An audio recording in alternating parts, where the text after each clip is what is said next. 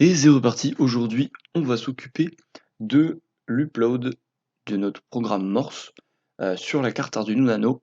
Mais avant cela, il va falloir configurer le programme. Alors pour cela, c'est très simple, on va aller chercher notre projet Morse. Alors si on clique sur Open Project, ça fonctionne, on peut aller le chercher à partir de là, mais l'interface n'est pas très habituelle et ça peut être un peu perturbant. Donc on ne va pas utiliser cette interface-là. On va cliquer sur File, Open Folder, et on va aller chercher le projet.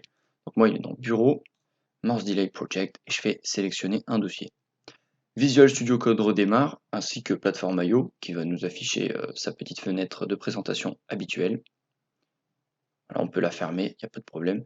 Vous, ce fichier-là ne se sera pas ouvert car moi j'ai déjà ouvert le projet, donc ça m'a remis le dernier fichier que j'avais ouvert. Alors je vais le fermer tout de suite. Et là je vais cliquer maintenant donc, sur main.cpp. Voilà. Donc on voit que si je fais un clic, il s'ouvre en italique, ça veut dire qu'il est ouvert en mode temporaire. Et le mode temporaire, voilà, c'est simplement pour visualiser. Mais maintenant, si je fais un double clic ou que j'édite le texte, mais bon, nous on peut juste double-cliquer sur main.cpp, on va pouvoir donc configurer les différents paramètres ici, ici, qui nous intéressent voilà, pour le projet. Je ferme cette petite fenêtre et on va voir tout de suite pour le premier paramètre. On a ici donc bouton. Bouton, vous en doutez bien, c'est le numéro de la pin qui correspond à votre contacteur. Qui correspond, ouais, c'est ça. Du coup, moi j'ai mis un bouton, simplement un vieux petit bouton comme ça, et je l'ai branché sur la pin 4. Donc j'ai mis 4. Alors vous avez le droit à utiliser la pin 2 à la pin 12 compris, et non pas la pin 13, voilà, donc pas le droit à la pin 13, et la pin 0 et 1. Alors pourquoi? Parce que la pin 13, on voit quand je clique sur Reset, on voit cette petite LED rouge là, qui clignote là, au bout de mon doigt. Et cette LED, en fait, elle est reliée à la pin 13 de l'Arduino, et donc ça peut poser problème, voilà, si au moment où vous branchez votre carte Arduino, si cette LED elle s'allume, ça peut poser du coup problème en fonction du circuit que vous avez connecté dessus. Donc vous pouvez laisser la pin 13 juste pour vos essais, mais pas, voilà, pas pour la version finale. Enfin, en tout cas, c'est ce que je vous recommande, vous faites ce que vous voulez. Et pourquoi 0 et 1? Parce que 0 et 1, c'est la liaison série. Donc il ne faut pas utiliser la liaison série pour les sorties, parce que voilà, ça n'a rien à voir, ça a rien à voir avec les autres sorties, quoi. C'est vraiment utilisé que pour la liaison série, c'est ce qui s'affiche dans le moniteur, tout ça, donc faut pas utiliser celle-là. Donc ça va être pareil pour celle-là et celle-là, voilà, pas le droit d'utiliser la 0, 1 et 13. Donc ici moi j'ai mis 4 puisque mon contacteur, mon bouton, il est sur la pin 4. Ah oui, petit détail qui est important. Alors je vais poser le micro. Hop, voilà, tac. Si je vais sur bouton, tac, tac, tac, on peut voir en fait que le bouton il est initialisé avec input pull-up. Alors qu'est-ce que c'est input pull-up? Input pull-up, c'est en fait c'est une résistance interne dans la carte Arduino qui, en fait c'est la carte Arduino Nano, voilà, qui va mettre une résistance, on va dire en série avec la sortie. Et derrière cette résistance, l'Arduino Nano, elle va mettre du 5 volts en fait. Donc qu'est-ce qui se passe? Ce qui se passe, c'est que quand on va lire l'état de la pin, si le bouton n'est pas appuyé, eh ben, on va lire 0, on va lire 5 volts, pardon, donc 1, puisqu'en fait le 5 volts interne de la carte Arduino, il passe par la résistance, il part pas par la pin, du coup bah, c'est ce qu'on relie, on lit 5 volts. Maintenant si j'appuie sur le bouton, eh ben, le courant se barre par la masse, et donc on lit cette fois-ci 0, puisque le courant est parti. Donc voilà, c'est juste un petit détail pour vous expliquer, voilà, vous n'avez pas besoin de rajouter de résistance. Maintenant, voyons les autres paramètres, donc relay pin, morse pin et buffer size. Alors, le premier paramètre, donc c'est simplement la pin sur laquelle vous allez brancher votre relais. Alors moi, mon relais, il est représenté par la LED rouge. Vous pouvez mettre ce que vous voulez, un transistor MOSFET, voilà, tout ce que vous voulez. Mais c'est juste, voilà, l'Arduino Nano, voilà, c'est juste de la commande, c'est pas de la puissance. Et donc, on a aussi la morse pin, donc morse pin qui va être la sortie morse. Donc la sortie morse retardée. Moi, je l'ai mis sur la pin 3. Et enfin, on a un troisième paramètre un petit peu bizarre qui est buffer size. Alors buffer size, c'est un petit peu curieux. Je vais éviter de rentrer dans les détails pour ceux qui ne font pas de programmation. Ça va être simplement, bon, en fait, ouais, rapidement, c'est c'est simplement le nombre maximum de points que peut stocker le programme. Donc quand je parle de points, je ne parle pas de points dans le terme du morse, je parle de points temporels, c'est-à-dire que chaque fois que vous allez appuyer, c'est un point qui est sauvegardé et qui va être rejoué. Donc bah, moi dans mon cas, j'ai mis 5 secondes plus tard, on va voir ça tout de suite. Et donc bah voilà, c'est le nombre de points maximum qu'on peut mettre. Dans le cas d'une Arduino Nano qui n'a que 1024 octets de RAM, il ne faut pas dépasser 350 parce que voilà, je suis déjà à la limite là. J'ai testé avec une fonction qui affiche la mémoire consommée en temps réel et j'étais à la limite. Donc voilà, ne changez pas cette valeur si vous vous y connaissez pas. Par contre, si vous avez une autre carte, par exemple une Arduino Mega ou un ESP32 mais programmé en Arduino, là vous pourrez aller bien plus haut. Mais voilà, je vous laisse, si vous êtes si vous êtes des bons programmeurs, tout ça, je vous laisse vous amuser avec ça. Maintenant, voyons la suite. Alors on a ici le set des bounce time. Alors moi j'ai mis 60 millisecondes. En fait c'est le temps d'anti-rebond. Donc le temps anti-rebond, je vais faire ma petite animation avec mes mains que j'aime faire pour expliquer l'anti-rebond, pour ceux qui ne connaissent pas. Je vais avoir donc mon doigt au-dessus qui correspond, on va dire, voilà, c'est mon contact supérieur et ça c'est mon contact inférieur. Et du coup, quand vous appuyez sur un bouton, il y a une histoire, il y a comme une forme de ricochet en fait. C'est-à-dire quand vous appuyez en slow motion, ça fait et après ça se stabilise. Et quand vous relâchez, ça fait voilà. Et du coup, quand vous appuyez, ça fait des rebonds.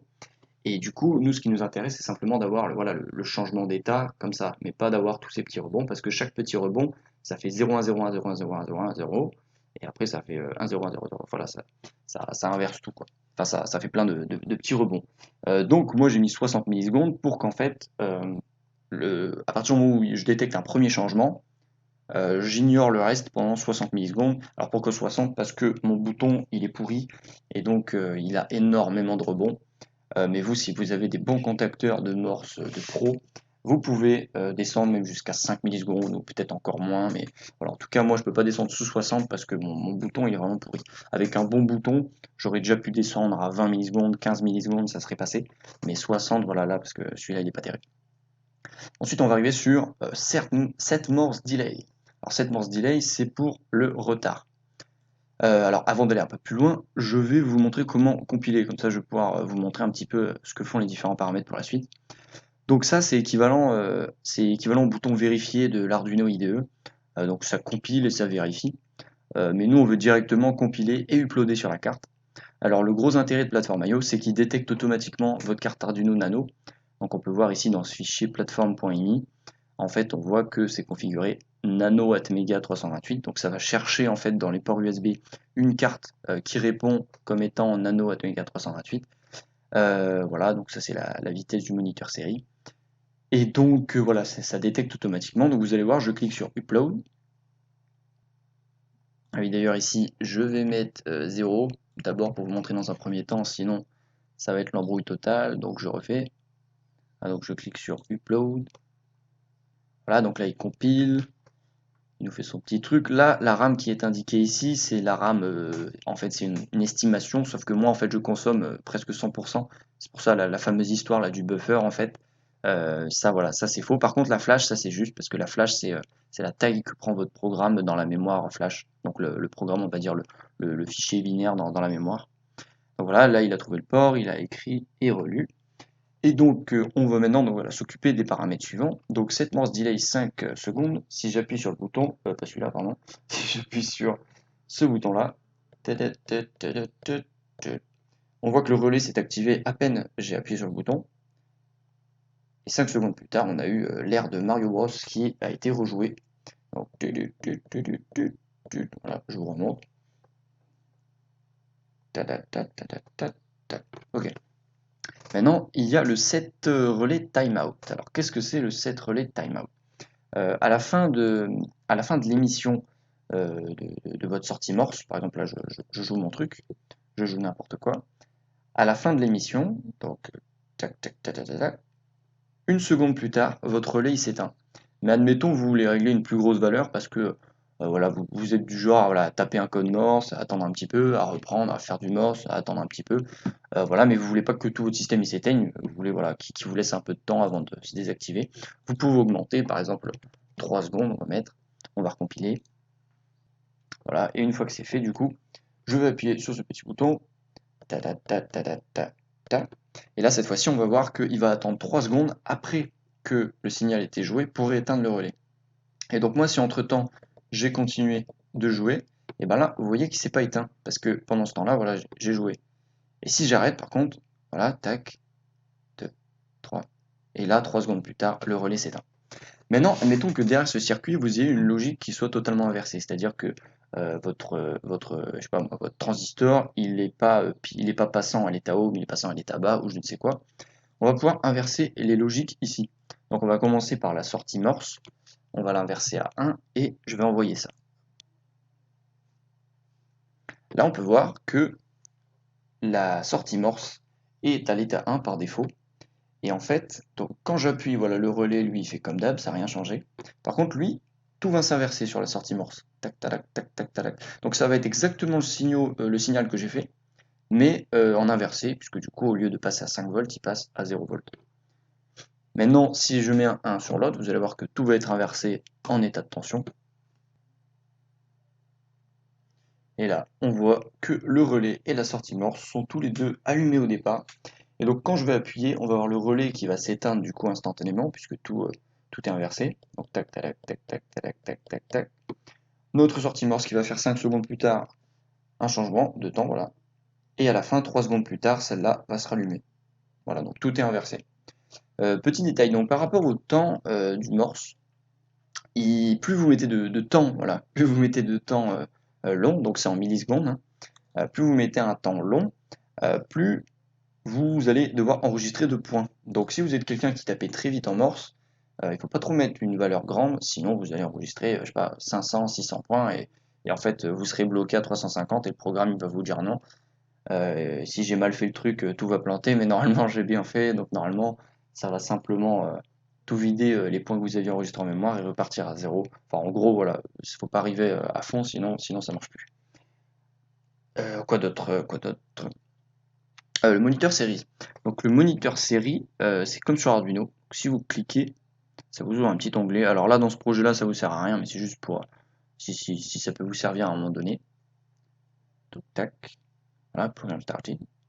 Et là, on peut switcher entre les tâches. Donc c'est ça qui est intéressant, c'est-à-dire que on a envie de revoir comment s'est passé la compilation, on retourne sur Upload, et on peut voir les détails de la compilation. On veut revenir sur notre moniteur, on revient sur le moniteur. Donc c'est assez sympa. Et quand on compile, le moniteur il est mis en pause et ça nous le réouvre. Donc ça c'est pas mal. Il y a un truc dont on n'a pas parlé, c'est les limites des paramètres, c'est-à-dire qu'il ne faut pas mettre des valeurs trop grandes ou trop petites. Pour set debounce time, par exemple, il ne faut pas aller au-dessus de... de toute façon, ça sert à rien de mettre une valeur trop grande, sinon votre bouton il va même plus réagir, parce qu'à chaque fois que vous allez appuyer, il va vous faire patienter, je sais pas, pendant 30 secondes si vous mettez 30 000, donc ça sert à rien. Vous ne pourrez rien faire pendant ce temps-là. Donc ça sert à rien. Et donc la limite basse, c'est 0, donc vous pouvez mettre 0 si vous voulez aucun anti-rebond. Après, alors faut pas enlever la ligne, hein, parce que enlever la ligne, ça va laisser des valeurs par défaut, donc ce sera pas 0. Je sais plus ce que j'ai mis, mais ce sera pas 0. D'ailleurs, on peut le voir, tac tac tac, c'est Demon Style, voilà, par défaut c'est 50 millisecondes. Alors que là, voilà, là j'ai mis 60 dans mon cas. Mais donc voilà, faut pas enlever la ligne, vous mettez 0 si vous voulez 0. Ensuite, on a donc pour le Morse Delay, les limites. Alors là, faut pas mettre trop haut, sinon en fait, on a une limite de 350 points enregistrés. Donc plus vous mettez de temps d'enregistrement, puisque c'est le temps de décalage, donc c'est le temps d'enregistrement, plus, voilà, plus vous allez avoir à stocker de points. Et voilà, et comme je vous ai expliqué tout à l'heure, plus il y a de points, à un moment donné, voilà, faut pas dépasser 350 parce que si vous allez trop vite, ça fait tout péter. Après pour la limite basse, là vous pouvez descendre pareil jusqu'à 0. Bon 0 ça sert à rien, donc mettez pas 0. Mais voilà, vous pouvez décaler de 10 millisecondes, voilà, vous faites un peu ce que vous voulez là-dessus. Sur cette relais timeout, j'ai fait ça dans un INT. Alors pourquoi dans un INT? Parce que bon, je me suis dit que ça sert à rien de monter plus haut, parce que voilà, parce qu'à un moment donné, le but du projet, c'est tout de même d'éteindre le relais quand on s'en sert plus et de le rallumer quand on fait du morse. Du coup, je me suis dit, bon, au-dessus de 30 secondes qui serait donc 30 000 millisecondes, et la limite d'un INT, c'est 32 700 et quelques là. Donc ça ferait, on va dire, 32 secondes et quelques maximum. Donc 32 secondes de timeout après avoir émis le morse, ça sert un petit peu à rien. Donc c'est pour ça que j'ai limité dans un INT, parce que voilà, ça sert à rien de faire plus. D'ailleurs, j'aurais pu faire un unsaigné d'INT parce que c'est pas terrible ça. Ah non, ça va, j'ai fait une limite. Voilà, faut que ce soit, ouais, si c'est supérieur ou égal à 0, c'est bon. Okay. Là maintenant, voilà, pour ceux de là, il n'y a pas de limite. Donc ceux-là, enfin ceux-là c'est 1 ou 0. Donc ça c'est pas voilà. Alors mettez pas des valeurs du genre 55 parce que tout ce qui sera autre que 0, c'est équivalent à 1 en fait. Et tout ce qui est bah voilà, et sinon 0 c'est 0. Et tout ce qui est différent de 0, c'est vrai en booléen. Donc ce sera 1 quoi. Voilà, je vous laisse vous amuser avec ce programme et j'espère qu'il vous servira bien et qu'il n'y aura pas de bugs car normalement j'ai bien enlevé tous les bugs mais on sait jamais. Voilà, vous pourrez retourner les informations à Paul si vous avez des soucis et il me les fera parvenir. Merci beaucoup, à une prochaine.